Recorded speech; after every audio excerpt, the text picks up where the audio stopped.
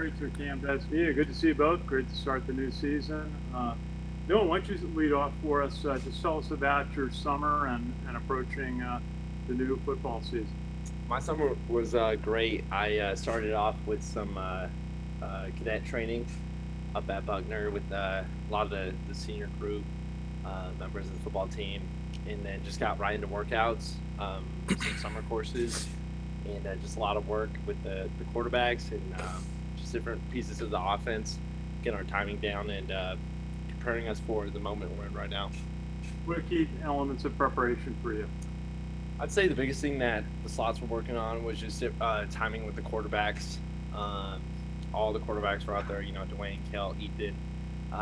Just when we're coming out of our breaks, they're releasing the ball and just having that trust within each other that, even if we're not looking for the ball, they're gonna throw it early, and that just helps us against defenders and just our overall offense. Thank you, Brady. Good to see you. Tell us a little bit about your summer. Yeah, so kind of a similar summer, right? So I was also taking stab classes or summer classes. Took two of them, and he had CLDT, so I had CTLT, which we were in Fort Drum, New York. We were there for roughly 2 weeks. It was a good time. Got to shadow lieutenants and get to learn more about the Army, and it was a really good experience. Yeah. Just tell us a little bit about your preparation for the season. You had an outstanding season last year. The line of the year. What are some of the elements that you want to work on going into this season? Yeah, definitely some big points of emphasis for us is obviously be lethal, be dominant as it always is. With Coach Viti as your head guy in the offensive line room, he sets that from day one, and I feel like a good thing with the mob is like we're always bought in, and it's very easy to get people to buy in because of our culture. Not even in just the mob, but the whole team. Our culture is a big thing that we're working on this summer. We're trying to make sure that culture wins games, and we really do believe that. And with guys like Paolo Gennarelli and Will Jeffcoat, also in the offensive line room to help out. It's been a really good summer so far. Thank you. Seth Mendelson, Black Knight Nation. Either one of you guys. The offense last year with Dale here, obviously he's going. Let's talk about that. What do you expect? Kind of starting new. I'm sure you have 50 new quarterbacks, but what's your expectations going into camp? I'd say my expectations, for Dwayne and Kalen and Ethan, are definitely high. It's been something we're preaching all off season. Is we have the capabilities to do what we did last year and do more. Obviously, it's tough. Bryson was a great leader and a great player for us, but I think it's just going to open up, more opportunities for guys to show off their skill sets, and I think that's something that Coach Worley is more than excited to do. Yeah, kind of going off that, I'm excited. We got three really good quarterbacks right now competing for the starting job. They all have different things that they bring to the table, but all of them are capable of playing quarterback for this team.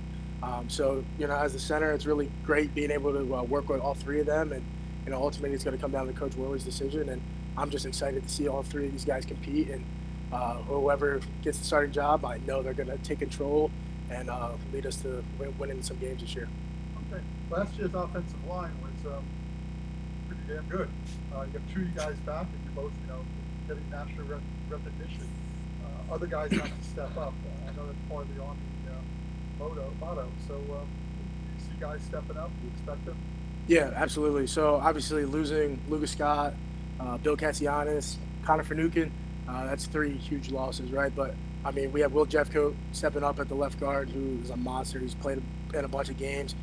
Talk about somebody that is a model of consistency and is a great leader. It doesn't really lead by talking, it leads by example, and sometimes that's even better than all the talking. And then for our tackle positions, we have Henry Appleton at the left tackle, who one of the strongest guys I know. He's doing a great job. Just seeing the growth that he's made from the spring to now, and how much time he's put in watching film, getting the extra help. It's been really fun to watch. And then right tackle, right now we have Teddy Williams, who was a tight end for us, but he got moved to offensive line, and he's doing a great job as well. Right, he's in the film room every day. He's watching, he's learning, he's getting with Coach Viti, he's getting with everybody, he's getting with us, and I'm just excited to see these guys when we put guys on. Great. Final question, Noah. I think we might see a more wide open offense this year with the quarterbacks, and you're part of that. You're always on the outside, breaking tackles out there. What do you expect? I think Coach Worley, we've already thrown in some stuff, just to get some more of our skill players the ball in different ways. Just different motions and different route concepts. So I'm more than excited. And with guys like Toby Olawale and Liam Fortner, I think the defense and their secondaries are going to have to respect. Not just me, but a couple other guys, and that's just going to open it up even more. So I'm just super excited for what Coach Worley has dialed up for us. Thank you, guys. Good, thank you. We'll go next to Joe Iacono. Hey guys, Joe Iacono with Go Black Knights. Brady, first question for you. Time flies, and 2 years ago, it just seems like yesterday when you were starting your first game as the plebe on the offensive line with all these veterans like Connor Finucane and guys who had been there for years. And now you're like the KG veteran of the offensive line. You definitely have the most starts, as the kind of senior returning starter as a Cal this year.